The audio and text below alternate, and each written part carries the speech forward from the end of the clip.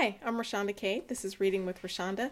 We are in the home stretch of Clotel by William Wells Brown. And when I say in the home stretch, I actually mean there's still a good bit of book left, but we're way past half. It's been a long journey. Maybe this was overly ambitious for my first book, but we're sticking it through. I've been enjoying it. I hope you have also. So today we are in chapter 21, The Christian's Death. O weep, ye friends of freedom, weep, your hearts to mournful measures sweep. On the last day of November, 1620, on the confines of the Grand Bank of Newfoundland, lo, we behold one little solitary, tempest-tossed and weather-beaten ship. It is all that can be seen on the length and breadth of the vast intervening solitudes, from the melancholy wilds of Labrador and New England's iron-bound shores, to the western coasts of Ireland and the rock-defended Hebrides. But one lonely ship greets the eye of angels or of men on this great thoroughfare of nations in our age. Next in our moral grandeur was this ship to the great discoverers. Columbus found a continent. Did he? Columbus didn't find a continent. Columbus was lost, and he stumbled upon a land that was completely inhabited. But I'll keep reading. The Mayflower brought the seed wheat of states and empire. As Americans know it, there was already states and empire existing, right? Sovereign people.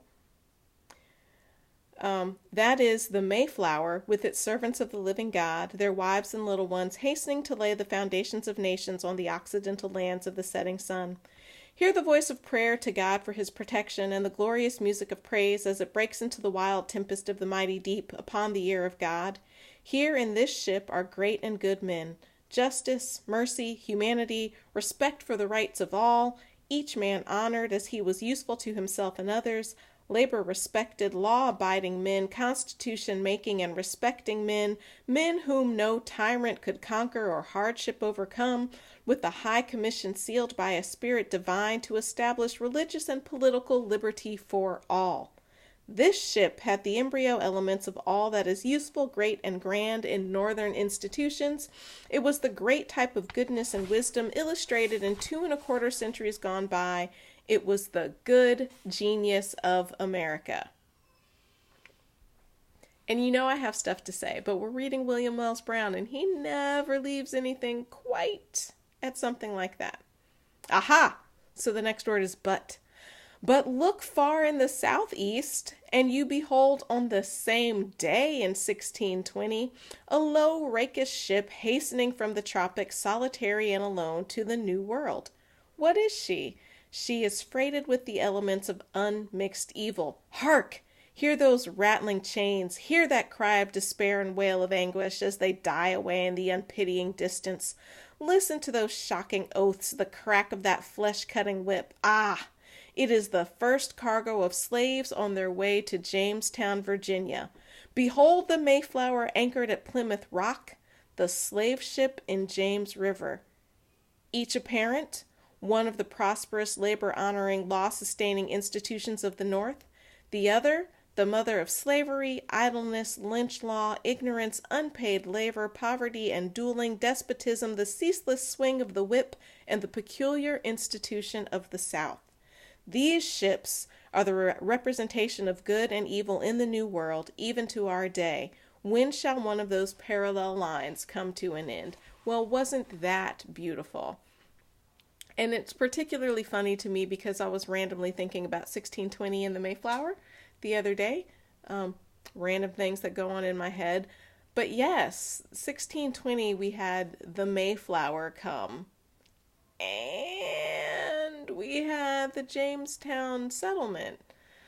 We had the sparks of freedom and the sparks of slavery both landing on the shores of what would become the United States, both in the year 1620. That's a pretty remarkable legacy, and I'm really glad that William Wells Brown is talking about it.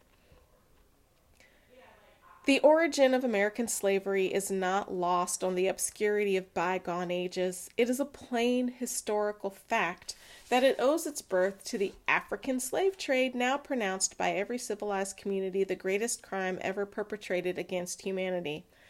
Of all causes intended to benefit mankind, the abolition of chattel slavery must necessarily be placed among the first, and the Negro hails with joy every new advocate that appears in his cause. Commiseration for human suffering and human sacrifices awakened the capacious mind and brought into action the enlarged benevolence of Georgiana Carleton. Well, we haven't heard from Georgiana in a while, and we know she can go on a pages-long speech talking about freedom. Let's see what Georgiana's up to.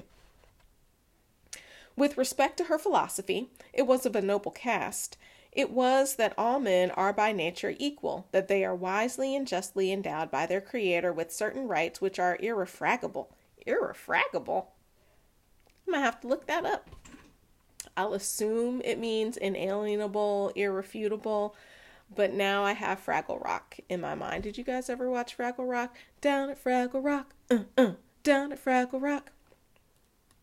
Okay, I've digressed, sorry.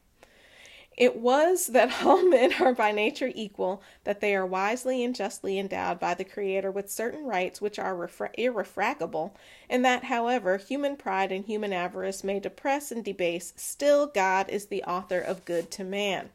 And of evil, man is the artificer to himself and to his species. Unlike Plato and Socrates, her mind was free from the gloom that surrounded theirs. Her being Georgiana. We could get twisted in all the stuff we're talking about with Fraggle Rock thrown in the mix, but we're talking about Georgiana. Her mind was free from the gloom that surrounded theirs. Her philosophy was founded in the school of Christianity. Though a devoted member of her father's church, she was not a sectarian. So she believed in non-denominationalism. Everybody can all access God freely and the same.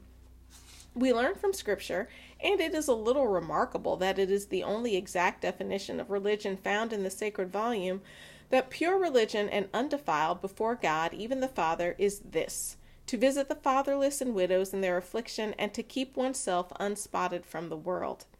Look not every man on his own things, but every man also on the things of others. Remember them that are in bonds as bound with them. Whatsoever ye would that others should do to you, do ye even so to them. This was her view of Christianity, and to this end she labored with all her energies to convince her slave-holding neighbors that the Negro could not only take care of himself, but that he also appreciated liberty and was willing to work to redeem himself. I was really good with this sentence until I got to redeem himself. Yes, convince your slave-holding neighbors that the Negro not only could take care of himself, but also appreciated liberty. Why, yes, everyone appreciates liberty. And was willing to work. Yes, willing to work to earn my pay. Absolutely. And redeem himself. That threw a kink in my works there. Redeem himself from what? The crime of having been born black? I don't know if there's redemption from that. I don't know that one needs redemption from that. I don't get the feeling that they're talking about, or he, rather, Brown, talking about religious redemption from sin, because that's not work that we can do ourselves. That's work we need Jesus for. Let's keep reading. Her most sanguine wishes were being realized when she suddenly fell into a decline. Oh no! Her mother had died of consumption, and her physician pronounced this to be her disease. She was prepared for this sad intelligence and received it with the utmost composure. Although she had confidence in her husband that he would carry out her wishes in freeing the Negroes after her death, Mrs. Carleton resolved upon their immediate liberation. Good for her, because if he had any intention of freeing them, he would have done it already, and he certainly wouldn't free them after the person who wanted them free had died, right? That's not in my best financial interest. Oh, I'm mourning the loss of my wife. Let me free my slaves. That was never going to happen. So yes, I am glad that Georgiana resolved upon their immediate liberation. Good for her. Consequently, the slaves were all summoned before the noblewoman and informed that they were no longer bondsmen.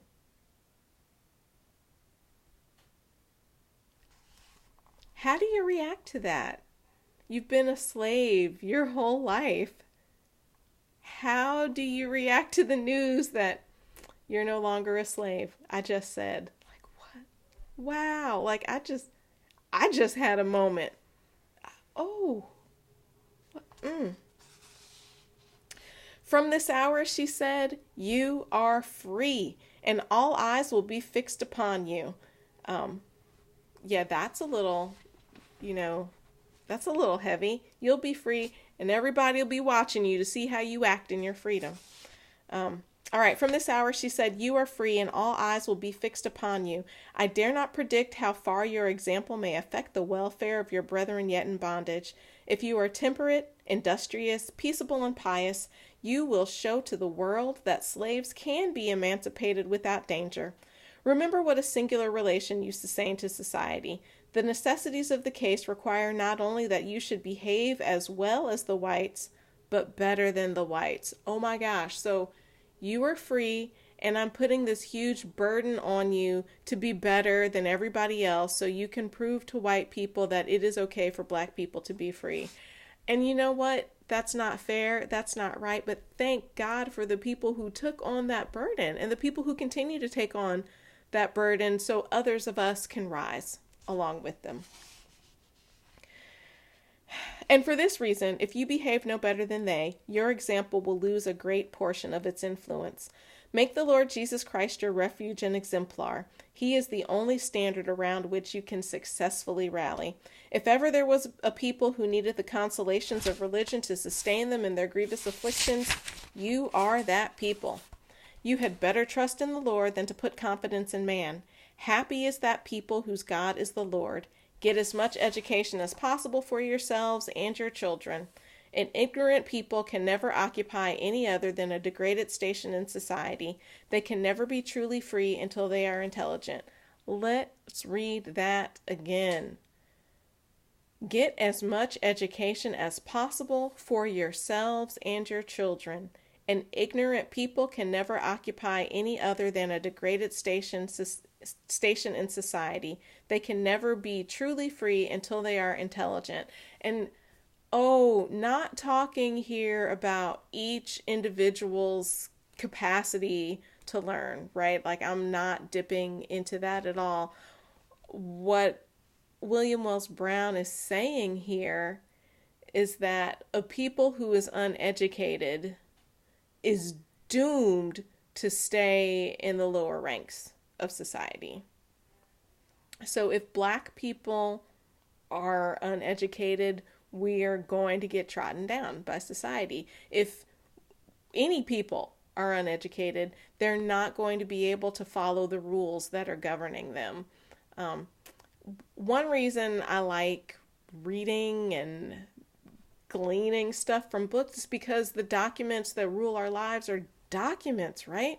Like, the Constitution is the highest law of the land, and if we can't read it and understand it, we won't understand what rights we have and what is being protected and what isn't protected, and we will let people railroad us into stuff.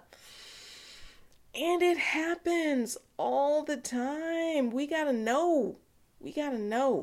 And William Wells Brown is telling us this right here. We gotta know. All right, I'll keep reading. I wanted to finish this chapter. It's only got a few pages left, but I don't think I'm going to get to it. Actually, I'm just going to stop here. We've got to know. We can't let other people know for us. You have to know for yourself. You don't have to be the brightest bulb in the chandelier, or whatever that saying may be, the sharpest nail in the, I don't know.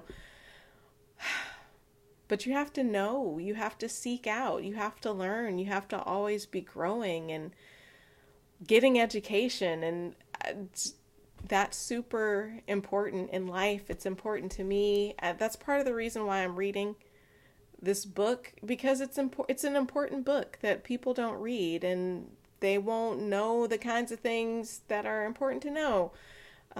Fiction, I think, is right up there with nonfiction. We learn and we grow, and I'm rambling, so I'll stop. Go get your education. Do it. Don't wait. And education isn't something that only happens in school. You can pick up articles and books and learn. You can take classes on the internet. You don't have to just go to school to learn. Woe is you if that's all you do. You graduate from school and you never learn another thing. So learn, grow, do, be. Thank you. I'm Rashonda Cade. This was Reading with Rashonda.